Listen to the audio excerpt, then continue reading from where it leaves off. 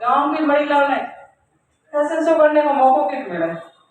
काफी ट्राई करने के बाद में राजस्थान में, जयपुर में राजस्थान हेरिटेज वीक हुए हो, बड़े जान में रिक्वेस्ट की कि मोने फैशन शो करना है। तो भाई और देख हम कहो कि आप आर्टिजन हो, आपका ये लेवल नहीं है, यहाँ पे डिजाइनर्स लोग, बड़े अवॉर्डी लोग वो आ रहे हैं, आप कैसे फैशन शो करोगे?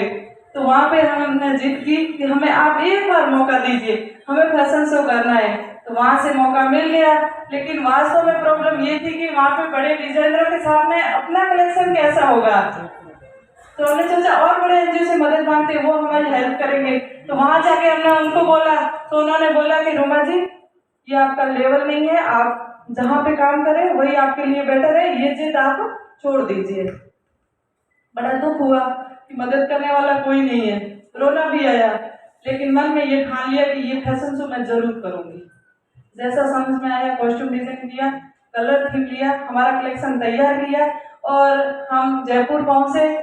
बहुत डर लग रहा था कि कोई पसंद नहीं करेगा, लेकिन जैसे ही हमारे प्रोडक्ट रैंप पे आए, सारे डिजाइनर्स, ऑडियंस खड़े होकर तालियां बजाई और 5 डिजाइनर बाड़मेर पहुंचे। वो भी डिजाइनर कौन थे? इंटरनेशनल, जैसे बीबी रसेल, अब्राहम ठाकुर, हेमंत त्रिवेदी, अलमेंदा, मनीषा सिन्हा। तो ऐसे डिजाइनरों ने अपने अगले शो के लिए कलेक्शन बाड़मेर से तैयार करवाया और उसके बाद है टीवीआई प्रोग्राम टीएफआई का, उसमें डिजाइनर ऑफ द ईयर का अवार्ड भी मैंने जीता था। और उसके बाद प्राइवेट की मैं गुडविल एम्बेसडर हूँ, तो यहाँ से भी काफी ग्रुप्स के प्रोडक्ट हमने फैशन शो किए हैं, अलग अलग स्टेट में फैशन शो ऑर्गेनाइज करवाते हैं और खास करके जो ट्राइबल आर्टिजन है उनकी कला को प्रमोट करने के लिए हम ये फैशन शो ऑर्गेनाइज करवा रहे हैं। और काफी लोग यहाँ से ट्राइबल के साथ में जुड़े भी होंगे, लेकिन अभी मैंने देखा जैसे कि ऑर्डर कम मिल रहे हैं, तो अपन कोशिश करेंगे कि और बहनों को काम मिले। और ऐसे करते करते हमने सोचा कि हम नेशनल लेवल तक तो एग्जीबिशन कर ही रहे हैं, क्यों ना इंटरनेशनल लेवल का करें जिससे और बहनों को काम मिलेगा।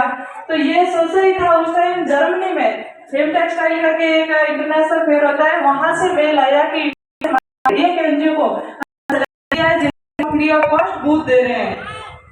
बड़ी खुशी हुई कि हमने तो सोचा ही था बाहर जाने का, लेकिन सीधा जर्मनी जाएंगे ये नहीं सोचा था, क्योंकि मैं आपकी तरह ही थी, तो ये चीजें सारी मेरे लिए नई थी।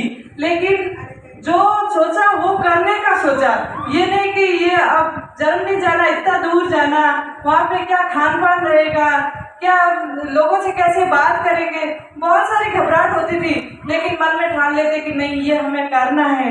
तो वहाँ पे जर्मनी भी पहुँचे हम, वहाँ पे बहुत सारे लोगों ने अपने क्राफ्ट को महत्व दिया, उन्होंने बहुत अच्छा लगा। तो उसके बाद में हमने सिंगापुर, दुबई, यूएसए बहुत जगह पे अपने प्रोडक्ट है वो सेल किए, फैशन शोज किए। तो इस तरीके से नेशनल से इंटरनेशनल पहुंचे और जो 10 महिलाओं से सफर शुरू हुआ था, आज 30,000 से ज्यादा बहनें जुड़ी हुई है। अभी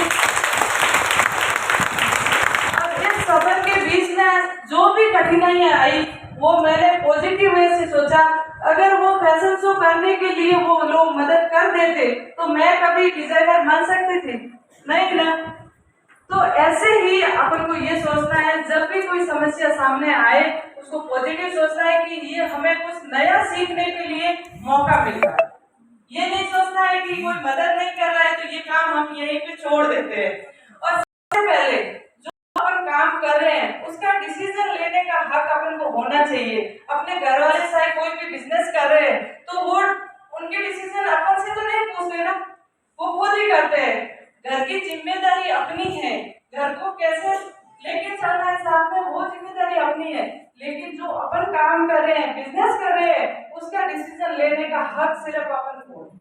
ये हमेशा सोच के चलना है कि आज जो टीचर है स्कूल में कुछ काम आ गया तो वो ये नहीं कहेंगे कि मैं घर से पूछ लेती हूँ।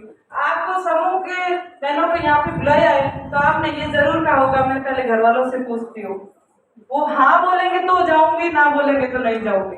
ऐसे अगर एक कलेक्टर कुर्सी पे बैठे उनके पास में काम आ गया और वो ऐसे बोलेंगे कि मैं घर से पूछ के आती, तो वो काम होगा?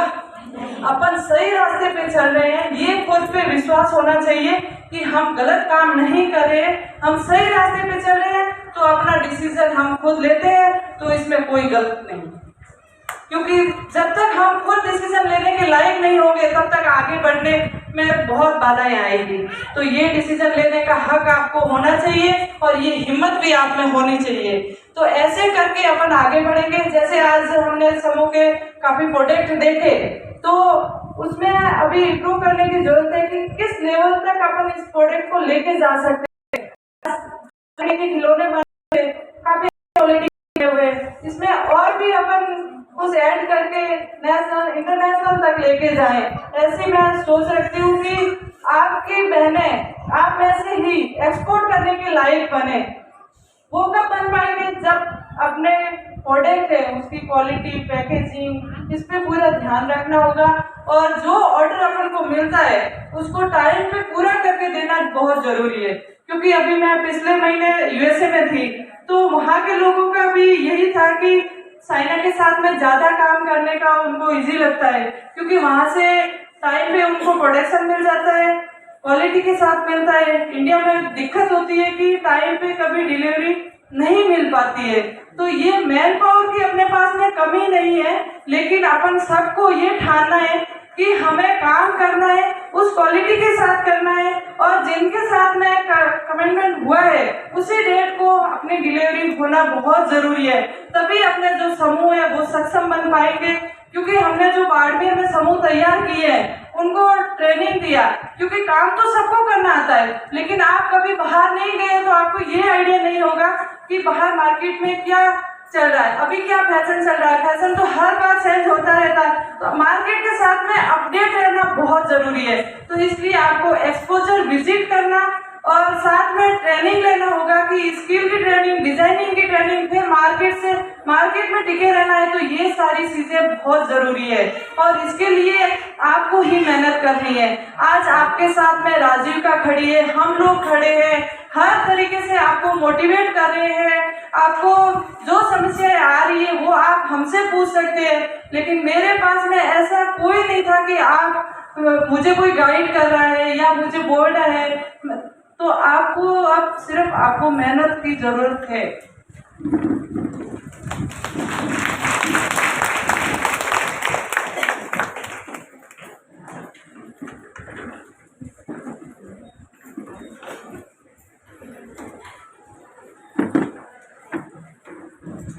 सर का बहुत बहुत स्वागत।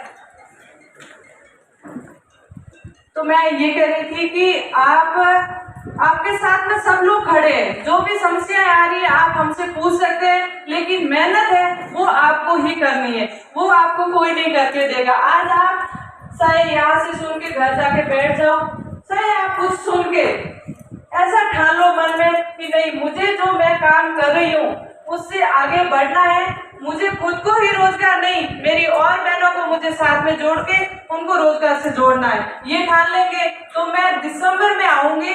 और आज हमने जो समूह आए हैं उनकी सारी डिटेल हमारी टीम ने ले ली है और हम आपके घर के गांव में जो समूह बने हुए काम कर रहे हैं वहां आके देखेंगे और फिर उसमें कुछ नवाचार और करना होगा तो हम आपको गाइड जरूर करेंगे। एक नंबर हम आपके साथ में शेयर करते हैं, जो आप सिर्फ संडे को कॉल करना, जो भी आपको समस्या आती है, आपको कुछ गाइडेंस चाहिए तो आप कॉल करके जरूर पूछें। जो अवार्ड मुझे मिले हैं वो अवार्ड आप में से लेके आने हैं, तभी मैं मानूंगी कि राजीविका से जो जुड़ी हुई बहनें हैं वो इतनी सक्षम है, इतनी टैलेंटेड है, जो आने वाले टाइम में मैं नहीं आप में से ही रूमा देवी बनेंगे। और मैं यही देखना चाहती हूँ, मेरा सपना यही है कि भारत की हर नारी सक्षम बने, आगे बढ़े। और आपको जो भी कुछ और पूछना है तो आप पूछ सकते हैं। उससे पहले मैं आपको पूछूंगी कि सबसे पहले हमारे समूह की सेल कितनी हुई थी?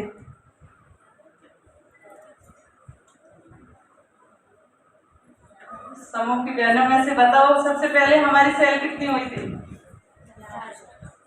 कितना?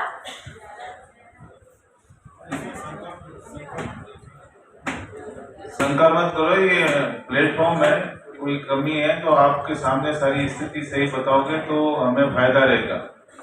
इसलिए जो चीज है वो स्पष्ट बताएं, खुल के बताएं।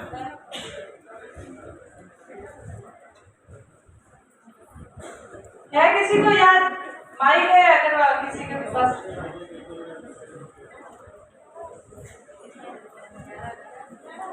11,000। और नेक्स्ट 11 लाख।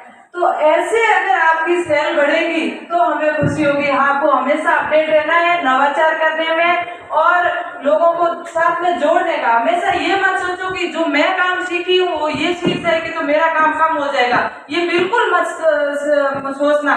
क्योंकि जब अपनी कला अपन दूसरे को सिखाएंगे तभी तो आगे बढ़ पाएगी कला और जीवित रह पाएगी। और अपने बच्चों को हो सके तो आप फैशन डिजाइनिंग का कोर्स करवाएं, उनको मैनेजमेंट का कोर्स करवाएं, मार्केटिंग का कोर्स करवाएं। तो उससे होगा ये कि जो लोग आपके लिए मार्केटिंग करें वो आपके खुद के बच्चे मार्केटिंग करेंगे। वो अपना कैरियर है, वो अपने गांव से शुरुआत कर सकते हैं और अपने ही गांव के लोगों को रोजगार से वो जोड़ सकते हैं। वही अपने गांव के, अपने शहर के भविष्य है। तो बच्चों को इस फील्ड में जरूर आप मोटिवेट करें और अपनी जो बेटियां हैं उनको शिक्षा जरूर दिलाएं। क्योंकि शिक्षा अपने काम के लिए बाधा नहीं होती है लेकिन जरूरी होती है। ये मुझे जब मैं बाहर जाती हूँ तो ये सोचती हूँ कि अगर मुझे आगे और पढ़ने का मौका मिलता तो मैं और कुछ कर सकती थी। तो मैं हमेशा महिलाओं को संदेश देती हूँ कि महिला का सम्मान करें, सपोर्ट करें, अपने हक के लिए खुद लड़े। हम सब में कोई ना कोई हुनर जरूर है, तो क्यों ना हुनर के जरिए आगे बढ़े, स्वावलंबी बने। अगर खुद पे विश्वास है तो खड़े रहे, अड़े रहे। बहुत बहुत धन्यवाद, आपने सुना। और जो भी आपका जो भी सवाल हो आप बेझिझक हमसे पूछ सकते हैं। प्रोग्राम के बाद भी आप बाहर मिल सकते हैं और एक नंबर है वो लिखे हुए हैं स्क्रीन पे, तो आप नोट कर लीजिए और कॉल सिर्फ संडे को ही करें। बहुत बहुत धन्यवाद।